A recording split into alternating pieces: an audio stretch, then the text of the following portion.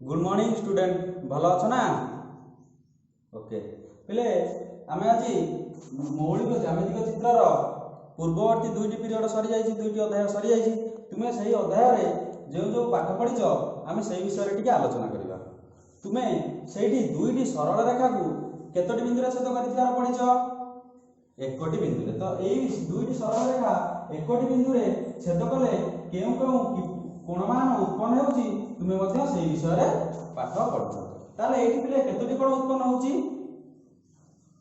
ताले एठारे एही कोण दुटी को केउ कोण कहबा प्रतिप कोण एवं एही कोण दुटी को केउ कोण कहबा सन्निहित कोण आज आमे नूतन पाठ विषय रे पढिबा दुईटी सरल रेखा को आउ एक सरल रेखा छेद करिवो एवं ताकू कोण कहा जाय ये दुईटी सरल रेखा अच्छे आम आपको आउ एक सरल रेखा द्वारा छेद करें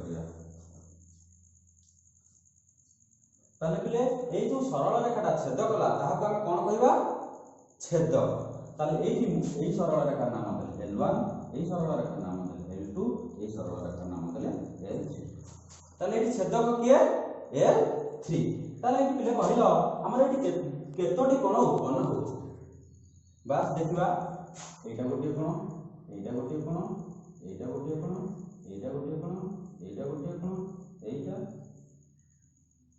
केतोटी कोण होला 8टी कोण ताल तार नामकरण करबा 1 number 2 number 3 number 4 number 5 number 6 number 7 number 8 number ताले कोण गुडी को मध्य रे पिला कहिला देखा वाम पार्श्वस्थ केतोटी कोण अछि 4टी के से गुडी को ना 1 नंबर कोण 4 नंबर कोण 5 नंबर कोण एवं 8 नंबर कोण सेही परि दक्षिण पार्श्व रे ना 2 3 6 7 को 4टी कोण रहिला पिला कहिला देखिया एही दुईटी सरल रेखार मध्य रे केतरे अंतस्थ केतोटी कोण रहछि के से गुडी को ना 4 3 5 एवं 6 4 3 5 एवं 6 एवं बहिस्थ केतोटी रहिला सेही परि 4टी के 1 2 7 एवं 8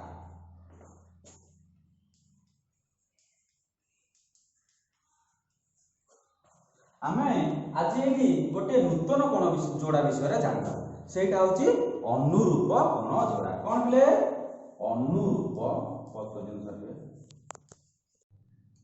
अनुरूप कोण जोड़ा आम ये देखा केउ केउ कोण को अनुरूप कोण कहवा ताले पिले एठी 1 नंबर कोणर अनुरूप कोण हेउची 5 नंबर कोण देखिबा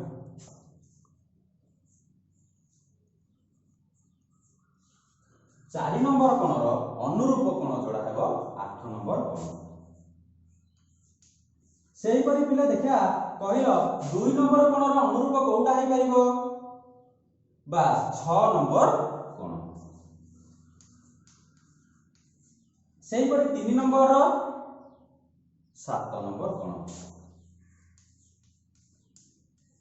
पिले अनुरूप कोण जोड़ा विषय किछि ज्ञान पाइलो ताले हम जानु जे एठी जानि परछे एक पार्श्वस्थ जो कोण गुडी रहउची तार विपरीत कोण को देखिले अंतस्थ ओ बहिस्थ कोण मध्य हम अनुरूप कोण को हम चिन्हि पारिबा आमे एठी को एक नूतन कार्यपद्धति रे नूतन सरल दुईटी सरल रेखा मध्य रे अनुरूप कोण को चिन्हिबा ले एई दुईटी सरल रेखा अंकन करा जायतिला एई दुईटी सरल रेखा अंकन करा जायतिला एई दुईटी चित्र मध्य रे पार्थक्य कोन रहउची ना एठी को ना एठी दुईटी सरल रेखा परस्पर समांतर नहति किंतु एठी दुईटी सरल रेखा परस्पर समांतर ए समांतर सरल रेखा मध्य रे आमे अनुरूप कोण गुडिकर संपर्क को जानिबा ताले कोण गुडी को प्रथम आमे मापी लेखिबा सारणी के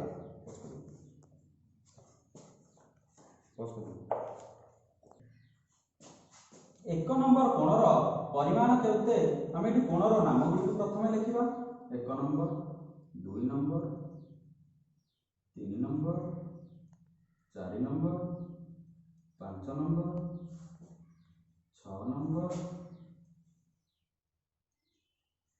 ଏହି କୋଣଗୁଡ଼ିକର ପରିମାଣକୁ ଆମେ ମାପିକି ଲେଖିବା। 1 ନମ୍ବର କୋଣର ପରିମାଣ କେତେ ଡିଗ୍ରୀ? 110 ଡିଗ୍ରୀ।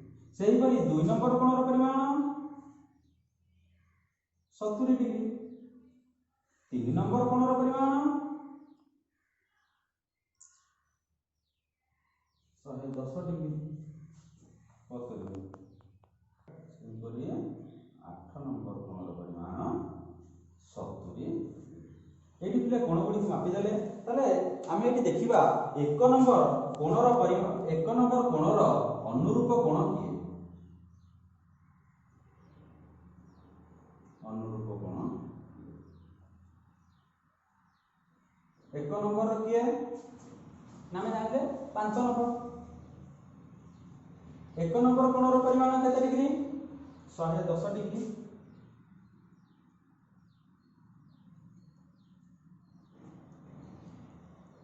5 ନମ୍ବର କୋଣର ପରିମାଣ 110 ଡିଗ୍ରୀ। ସେହିପରି 2 ନମ୍ବର କୋଣର ଅନୁରୂପ କୋଣ କିଏ? 6 ନମ୍ବର କୋଣ। 2 ନମ୍ବର କୋଣର ପରିମାଣ 70 ଡିଗ୍ରୀ। 6 ନମ୍ବର କୋଣର ପରିମାଣ